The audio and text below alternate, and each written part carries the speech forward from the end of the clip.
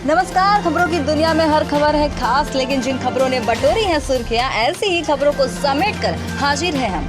मैं हूं तृप्ति झा। शुरुआत करेंगे बड़ी खबरों के साथ। देखिए ये खास रिपोर्ट। मुंगेर में साला की हत्या करने वाला बहनोई दोस्त समेत गिरफ्तार। घटना के 6 घंटे के अंदर पुलिस ने दोनों अपराधियों को किया गिरफ्तार। हत्या में प्रयुक्त पिस्तौल और देसी कट्टा बरामद। बदमाशों ने पुलिस पर चलाई गोलियां। पुलिस ने भी की जवाबी कार्रवाई। कोतवाली थाना क्षेत्र अंतर्गत गार्डन बाजार निवासी गोलू राम की हत्या में शामिल बहनोई और उसके दोस्त को गिरफ्तार कर लिया गया है। पुलिस ने घटना के 6 घंटे के अंदर दोनों आरोपियों को गिरफ्तार किया है। हत्या में प्रयुक्त हथियार भी बरामद कर लिए गए हैं तथा मोटरसाइकिल भी बरामद की गई है। मुंगेर पुलिस अधीक्षक लिपि सिंह ने बताया कि हत्यारों की गिरफ्तारी के लिए सदर एएसपी हरिशंकर कुमार के नेतृत्व में छापामारी दल का गठन किया गया है। टीम में इंस्पेक्टर विनय सिंह और कासिम बाजार थानाध्यक्ष शैलेश कुमार के अलावा जिला आसूचना इकाई की टीम को शामिल किया गया है। साथ ही पुलिस अधीक्षक लिपि सिंह ने बताया कि गिरफ्तार अपराधियों ने हत्या में अपनी संलिप्तता को स्वीकार किया है तथा पूछताछ के दौरान यह भी बताया कि बेगूसराय से दोनों हत्या की नियत से ही मुंगेर आए थे और हत्या के बाद वापस बेगूसराय भागने की तैयारी थी, लेकिन चारों तरफ सघन वाहन जांच अभियान और पुलिस की मुस्तैदी को देखकर अपराधी मुंगेर शहर में ही इधर उधर घूमते रहे। इसी दौरान कासिम बाजार थाना क्षेत्र में चुआबाग करबला के पास पुलिस और अपराधियों के बीच हल्की मुठभेड़ हुई। हालांकि किसी को किसी प्रकार की चोट नहीं आई। गिरफ्तार अपराधियों ने यह भी स्वीकार किया कि रुपेश कुमार की पत्नी सपना 2 साल पूर्व अपने पति को छोड़कर चली गई थी। इस बात से खुन्नस खाकर वह अपनी पत्नी को खोजते हुए ससुराल आया था और वहां साला से विवाद होने के बाद इसने उसकी हत्या कर दी। बीती रात्रि कोतवाली थाना क्षेत्र में गार्डन बाजार निवासी गोलू राम की हत्या कर दी गई। सूचना मिलते ही शहर में चारों तरफ चेकिंग लगाई गई और एक टीम का गठन किया गया एसपी सदर के नेतृत्व में, जिसमें थानाध्यक्ष कासिम बाजार, इंस्पेक्टर विनय कुमार सिंह और जिला सूचना इकाई के लोग थे। और सघन चेकिंग के दौरान एक सूचना मिली कि एक बाइक बहुत स्पीड से भाग रही है और उस पर 2 अभियुक्त सस्पेक्टेड जो है वो है, उनको खदेड़ करके पकड़ा गया। और जब उन्होंने इनफैक्ट पुलिस पे गोलियां भी फायर की, करीब 16 राउंड गोलियां चलाई उन्होंने, और पुलिस ने भी जवाबी 6 राउंड फायरिंग की गई। और उनको वहीं जो बाइक यूज़ की गई थी हत्या के लिए और साथ में जो हथियार यूज़ किया गया था, वो दोनों को गिरफ्तार करते हुए मौका वारदात से चीज़ों को जब्त किया गया। पर्सनल रीज़न की वजह से की गई थी। इसमें जो मुख्य अभियुक्त है रुपेश कुमार, वो जो मृतक है उसका बहनोई था तथा उसकी पत्नी विगत 2 वर्षों से उसके साथ नहीं रह रही थी। इसी वजह से वो इन लोगों से चिढ़ा हुआ था। और रुपेश कुमार जो है वो रहने वाला है बेगूसराय का तथा उसका साथी भी बेगूसराय का है। और ये लोग जो है, जो रुपेश कुमार है, बताया जा रहा है कि बेगूसराय में करीब 1 दर्जन से ऊपर कांड इसके ऊपर दर्ज है, जिसमें हत्या जैसे संगीन मामले, आर्म्स एक्ट, और 15 दिन पूर्व ही वो जेल से निकला था बाहर। उसके पास से जो है पुलिस ने 7.65 mm की एक सेमी ऑटोमेटिक पिस्टल, एक देसी पिस्टल, 315 बोर की कुछ गोलियां, 7.65 mm की भी कुछ गोलियां बरामद की गई है तथा उस बाइक को भी जब्त किया गया है। अररिया सदर अस्पताल के कर्मियों की बड़ी लापरवाही सामने आई है। कल अस्पताल में इलाज के लिए भर्ती एक 40 वर्षीय व्यक्ति की मौत हो गई थी, जिसका कोविड-19 का रिपोर्ट पॉजिटिव आया है। दरअसल 40 वर्षीय व्यक्ति 23 जून को बेंगलोर से अपने गांव आया था और उसकी तबीयत जब खराब रहने लगी, जिसके बाद अपना इलाज प्राइवेट डॉक्टरों से कराने लगा। फिर भी स्वास्थ्य में सुधार नहीं हुआ तो वह अपना इलाज कराने कल सदर अस्पताल पहुंचा, जहां डॉक्टरों ने उसकी स्थिति को देखकर उसका कोविड का टेस्ट करवाया और उसे बेहतर इलाज के लिए दरभंगा मेडिकल कॉलेज रेफर कर दिया, लेकिन अस्पताल में ही उसकी मौत हो गई और अस्पताल के कर्मियों ने बिना शव को पैक किए यूं ही एम्बुलेंस से भेज दिया, जिसके बाद शव मृतक के पास पहुंचा, जिसे देखने के लिए लोगों की भीड़ जुट गई। लेकिन स्थानीय जनप्रतिनिधियों ने समझदारी दिखाते हुए अस्पताल के अधिकारियों से मृत व्यक्ति की कोविड की रिपोर्ट की मांग की गई और जल्द रिपोर्ट देने को कहा गया। डॉक्टरों ने जब रिपोर्ट बताया कि मृत व्यक्ति कोविड पॉजिटिव था तो गाँव वालों के पैरों के तले जमीन ही खिसक गयी।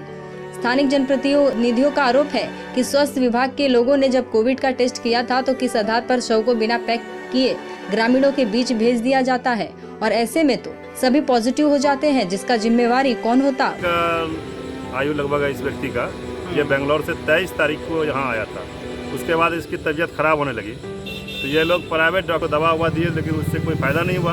उसके बाद ये लोग उनके यहाँ भी फ़ायदा नहीं हुआ तो आज ये लोग सदर अस्पताल अररिया लेकर के इनको गए और सदर अस्पताल में सबसे पहले इनका कोविड का टेस्ट लिया गया सैंपल और उसको जांच में भेजा गया। टेस्ट लेने के 3 घंटे के बाद ही इसकी मृत्यु हो जाती है।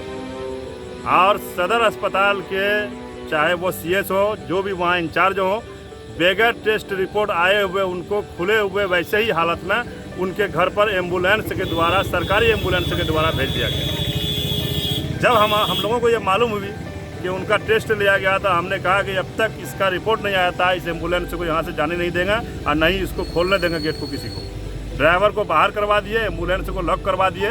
उसके बाद 4 साढ़े 4 बजे जब रिपोर्ट आता है तो मालूम होता है कि उनका रिपोर्ट पॉजिटिव है। अब इतनी बड़ी ब्लंडर भूल कहिए या इतनी बड़ी गलती या लापरवाही कहिए कि ये सदर अस्पताल के पदाधिकारी इससे पहले भी किए हैं, फिर कर रहे हैं। और सरकार कहती है कि कोविड की वजह से पूरा सतर्कता बरता जा रहा है। अब पूरा जो है इसमें सब लोग मिल करके पूरा कॉन्शस है। हम तो यही कहेंगे कि ये सरकार पूरी तरह से विफल है। आज हम लोग अगर ये नहीं करते तो जिस तरह का घटना हुआ था, हमारे गांव के नौजवान लड़के की मृत्यु हुई थी, किसी को पता भी नहीं था कि ये कोरोना से मरे हैं। लोगों का हुजूम आ गया था, औरत मर्द बच्चा। आज क्या होता कहना मुश्किल था। वहीं पूरे मामले में अररिया सिविल सर्जन मदन मोहन प्रसाद ने कहा कि सैंपल टेस्ट के लिए पेशेंट को रेफर कर दिया गया था, लेकिन उसकी मौत अस्पताल से ले जाने के क्रम में ही हो गई। हमने PPE किट और शव को पैक कर एम्बुलेंस से भिजवाया। मृतक ने अपना ट्रैवल हिस्ट्री को छिपाया। बेंगलोर से आने के बाद होम क्वारंटीन में रहना चाहिए और अपना स्पेशल जांच कराना चाहिए था। लोगों को भी जागरूक होना होगा, तभी कोरोना से हम लोग लड़ सकते हैं। कम दाम में मछली नहीं देने पर पीट कर मछली व्यापारी की हत्या। कटिहार कम दाम में मछली नहीं देने पर पीट कर मछली व्यापारी की हत्या। डंडखोरा थाना क्षेत्र के दुर्गा स्थान मोहल्ला से जुड़े इस घटना के बारे में बताया जा रहा है कि धीरू परिहार बहिहार से मछली मारकर लौट रहा था। इस दौरान गांव के ही मोहन ठाकुर उससे मछली खरीदना चाह रहे थे, लेकिन पहले से ही किसी और ने मछली का सौदा होने के कारण धीरू ने उसे मछली देने के लिए मना कर दिया। इसी बात को लेकर पहले दोनों में कहासुनी हो गई और फिर मोहन ठाकुर ने पीट कर धीरू को घायल कर दिया, जहां इलाज के दौरान धीरू की मौत हो गई। फिलहाल आरोपी मोहन ठाकुर फरार है। वहीं डंडखोरा पुलिस शव को पोस्टमार्टम के लिए भेज दिया है और आरोपी की तलाश में जुट गई है। कैसे उसकी मौत हुई?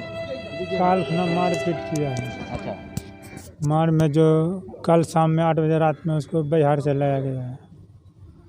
8 बजे रात में लाया है मार बिहार से। मैंने घायल अवस्था में? हाँ। और घर में मौत हो गई? घर में आज 8 बजे 9 बजे मौत हो गई। क्या नाम है उसका? गिरू परिहार। कितना उम्र होगा? वही 45। मारने वाला कौन था? मोहन ठाकुर। और मोहन ठाकुर। उसके साथ और भी कोई थे क्या? ये नहीं देखे हैं। मैंने मोहन ठाकुर अपने सही हो गया। हाँ। विवाद का कारण क्या था? काहे मारपीट हुआ था? विवाद का कारण था मछली, वो मरता था। मछली मार का जो है लात आता था घर, वो बोलता था हमको दो। हाँ। और वो कोई दूसरा आदमी से बात कर लिया था। और मैंने ये मछली मार करके लाया तो ये किसी और से बात कर लिया ना? हाँ। ये बोलता था नहीं हमको दो मछली। इसी में मछली नहीं दिया, हथा बसी में मारपीट किया। उसी में चोट लग गया उसको? हाँ, चोट लग गया है। आप कौन है उनके? भाई हैं बड़ा। अच्छा, ये किस जगह की घटना है? कौन सा गांव? कौन? डनखोरा दुर्गा स्थान। थाना कौन सा पड़ा? डनखोरा। कल की घटना और आज इसकी मौत हुई। हाँ।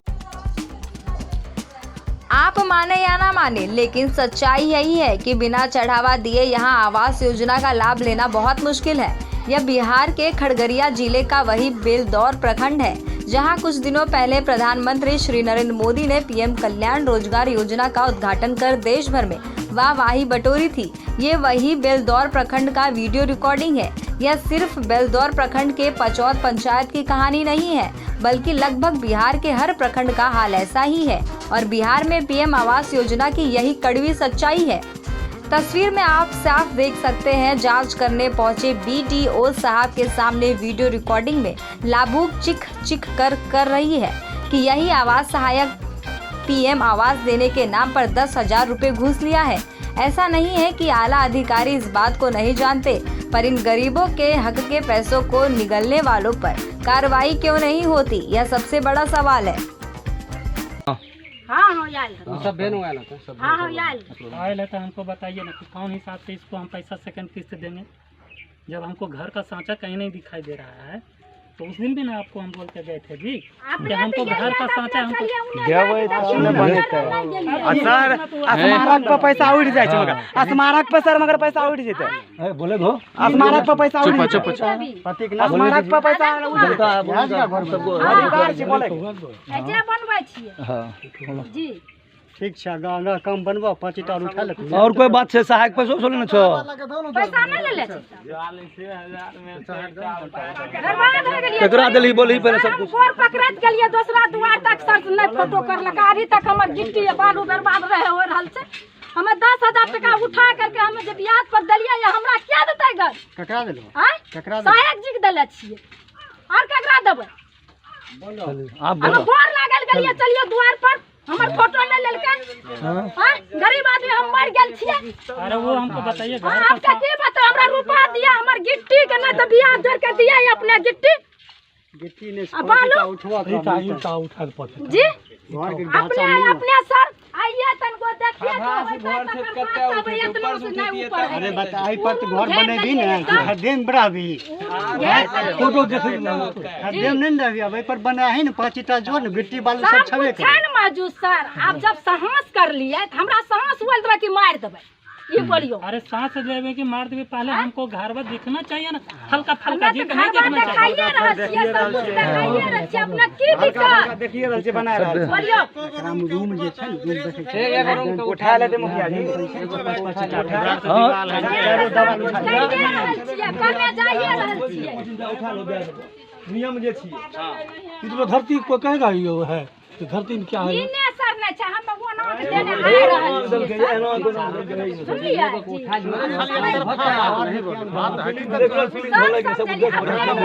के मालिक एक रूम के पैसा बाकी बात जे हो जाए फंस जाए सबके जियो टैक हो गेलै हमहूँ देलिए 500 रुपया कल के खर्चा लगे छै फोटो उटो करबे ठीक 500 रुपया दिलिए जियो टैक करलकै कि नहीं करलकै पता नहीं ठीक ना करके लागले सबके खाता में पैसा बगल में जगह जगह होले ना ओकर चल एले हमर बहन तो 2 महीना के बाद कहै छियै पैसा चेक रोज करे ले जा रहिए तो एबे नहीं करले तो ई मिलले त कहलिए पैसा नहीं एले हमर हो ई कहै छै कि तोहर पैसा छै ना अभी जियो टैक नहीं होल छ चला फेर से करवा तो फेर से करे ले ले तो कहै छै आब 7,000 रुपया देबो तब दिल्ली 7,000 रुपया हां केकरा देली सहायक तो तुम हमसे बोला था कि 3,000 दिए हैं जी नहीं वह जियो टैक में कल के 3 किस्त तुम्हारे जो है निकाल देंगे हम 7,000 रुपया लगेगा उस दिन हमसे तुम बोला कि 3,000 दिए हैं उस दिन तो पप्पू जी भी थे ना साथ में जी सामने बोला 3,000 रुपया सर ये बाद में बोला था 3,000 और दो 7,000 पहले लिया सर ये बोल रहा था 7,000